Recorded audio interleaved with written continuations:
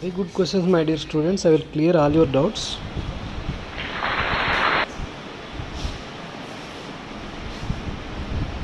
Kinematics is a branch of physics that deals with the motion of objects without taking the cause of motion into consideration. In the sense, we consider two types of bodies: freely falling bodies and bodies thrown upwards. Whenever we consider the freely falling bodies, acceleration due to gravity is taken to be positive. For bodies thrown upwards, acceleration due to gravity is considered to be negative. These are the two important points to be understood for bodies thrown upwards as well as for freely falling bodies. We all know that there are three equations of motion. V is equal to u plus at, s is equal to ut plus half at square, v square minus u square is equal to 2as. These are all the three equations we have already discussed. So when we apply these three equations for freely falling bodies or bodies thrown upwards, how do the equations turn out to be?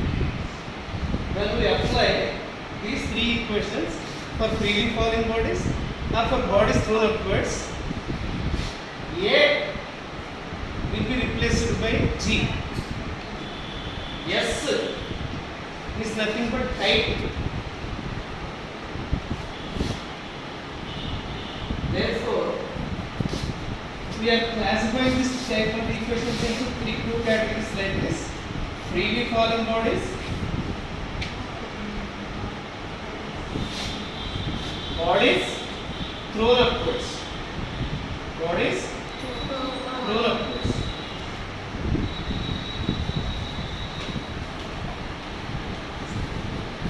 Upwards.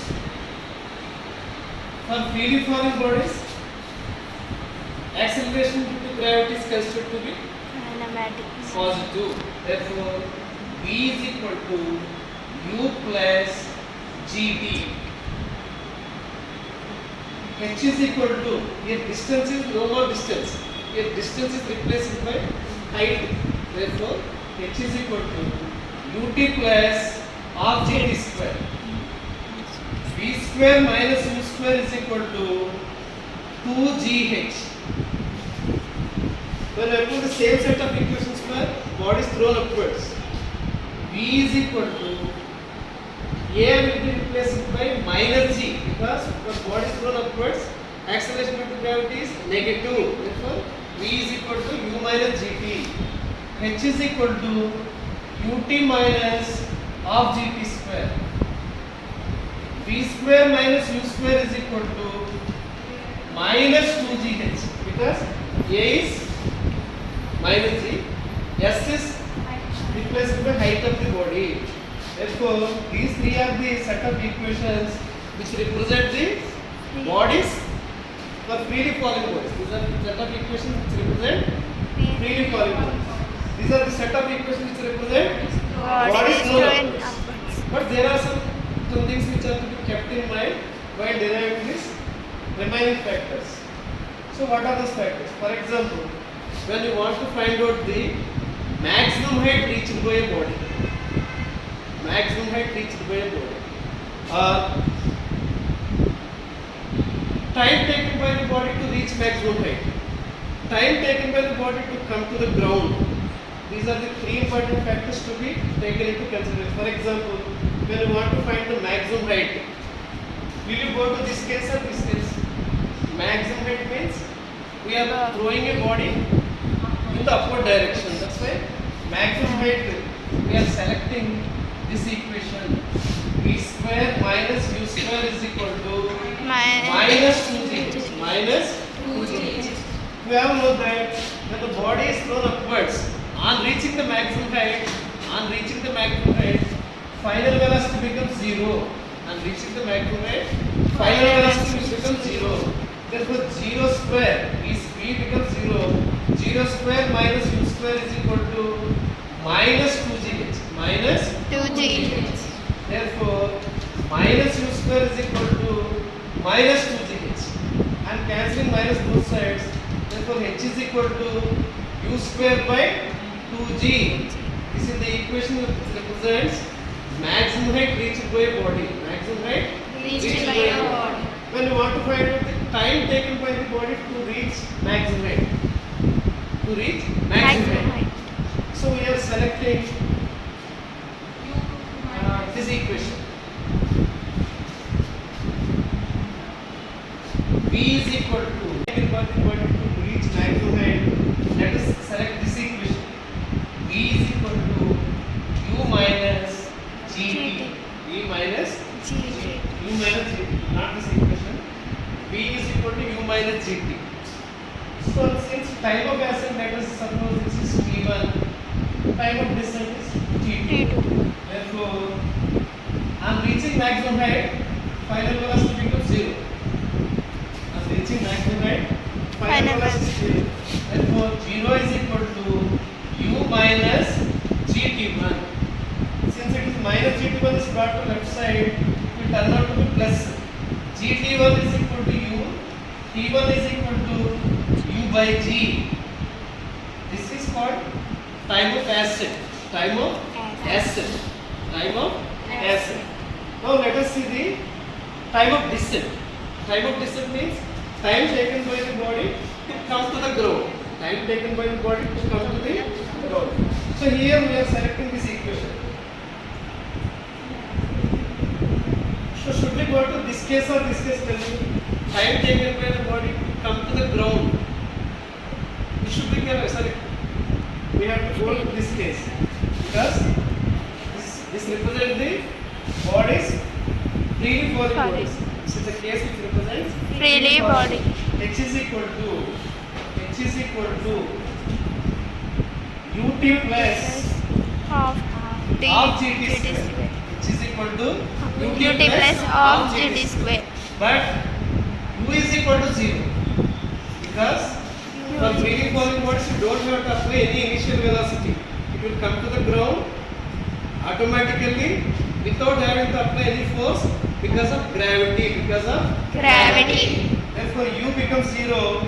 H is equal to 0 into t plus half gt square. Half GT square. Therefore gt square is equal to 2h.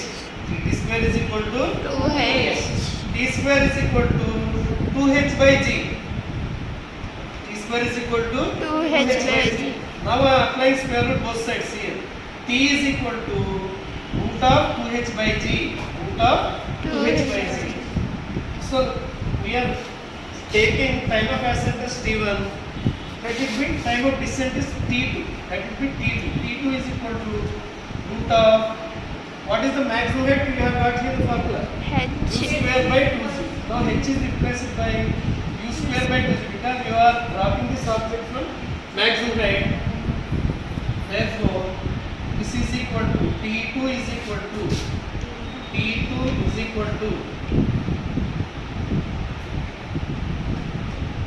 t2 is equal to 2u square by 2g square. 2 to cancel. Applying square root here, you get again u by z. So time of ascent is u by z.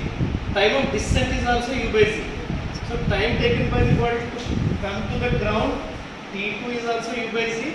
Time taken by the body to reach maximum height is also u by z. So time of flight. For example, when you throw an object in the upward direction, on reaching the maximum height, it will come down again to the same place. Therefore, this is called time of descent. This is called time of ascent. Time taken by the body to reach maximum height and come to the ground is called time of flight. Time taken by the body to reach maximum height and come to the ground together is called maximum height. Time of flight. T is equal to u by g plus u by g. This is called T is equal to T1 plus T2. What is T1 here? U by g. T2 is also U by Z. Therefore 2U by Z. So we are getting here three types of equations. What are they? First one represents U by Z, time taken by the body to reach maximum height. E1 is equal to U by Z. Time taken by the body to come to the ground. T2 is also U by Z. Time of flight T is equal to 2U by Z. Time of flight T is equal to 2U by Z.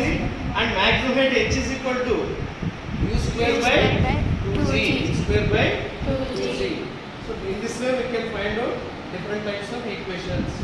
Same straight line. Sometimes when you throw an object with certain angle, it will take a parabolic path rather than straight line path. When you throw an object with certain angle, so the horizontal. Just I will make it clear to you. Suppose this is x-axis.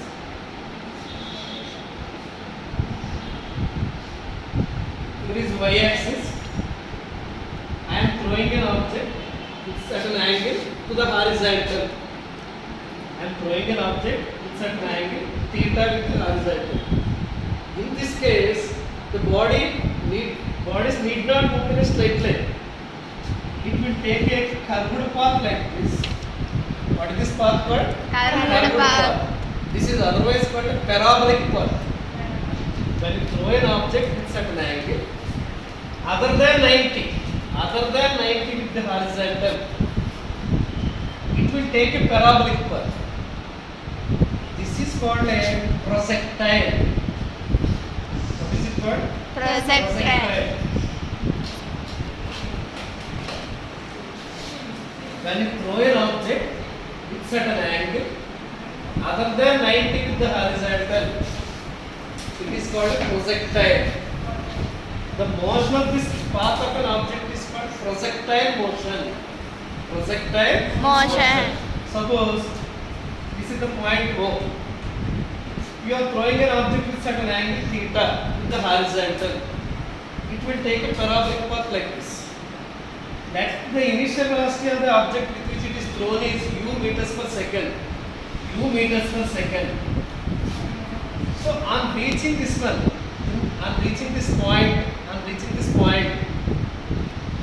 since we are dealing with the motion of objects in plane, this vector can be resolved into two components. One is called horizontal component of vector. Another one is vertical component of vector. Horizontal component of vector is denoted by u cos theta. We have already discussed the resolution of vectors. Vertical component of vector is denoted by u sin theta. U cos theta is the horizontal component of vector. U sin theta is the vertical component of vector. Since it is resolved into two components, the horizontal component of vector remains constant throughout the journey. Suppose the body starts from O and reaches the point somewhere here A. There is no change in horizontal velocity of the vector. But vertical component of vector u sin theta changes due to gravitational force. Vertical component of vector u sin theta changes due to gravitational force. Horizontal component of vector does not change throughout the journey. Therefore, it is resolved into two components. Ux is equal to u cos theta, uy is equal to u sin theta. Where ux is called horizontal component of velocity u cos theta, uy is the vertical component of velocity u sin theta. Now let us find out the distances travelled by horizontal direction and vertical direction. Distance travelled in horizontal direction. X is equal to, this is called the distance travelled in horizontal direction. X is equal to ux into t. What did we write here? Ux u cos theta into t. U cos theta into t. Therefore, t is equal to x by u cos theta. I Therefore, t is equal to x by u cos theta.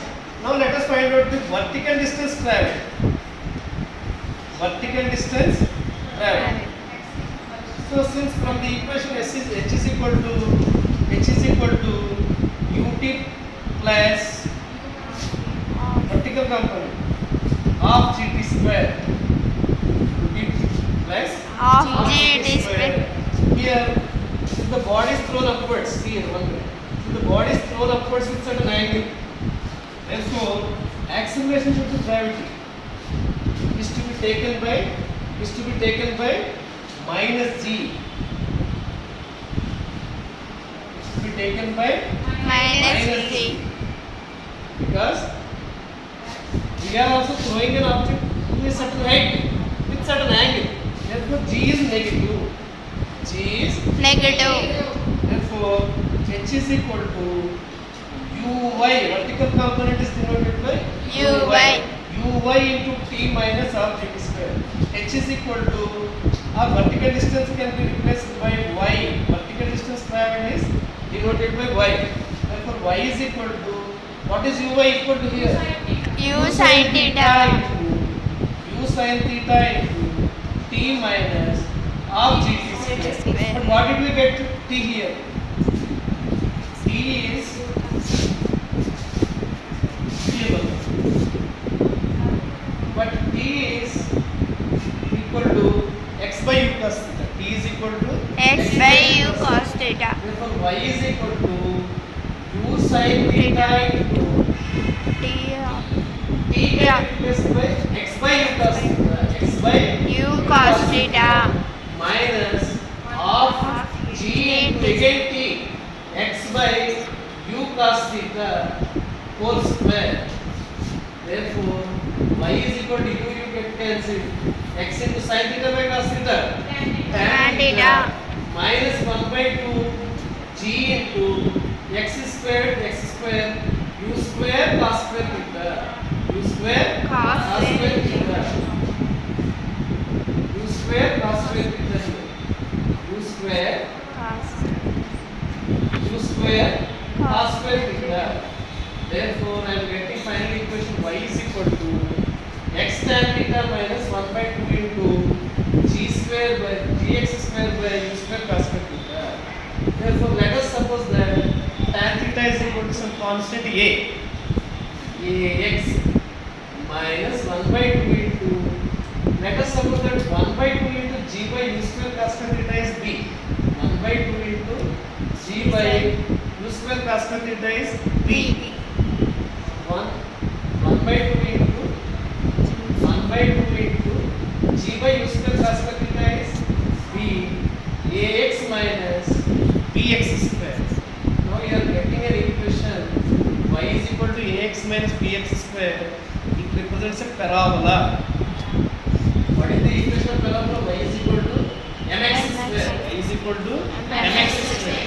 Why should we get negative here? Why do we get negative here? Because we are throwing an object in a parabolic manner. It's a projectile. Therefore, parabola in the downward direction is minus. Therefore, we are getting the same equation. Y is equal to, it is in the form of y is equal to ax minus bx square, which represents a parabola. Therefore, the path of projectile is a parabola. The path of projectile is a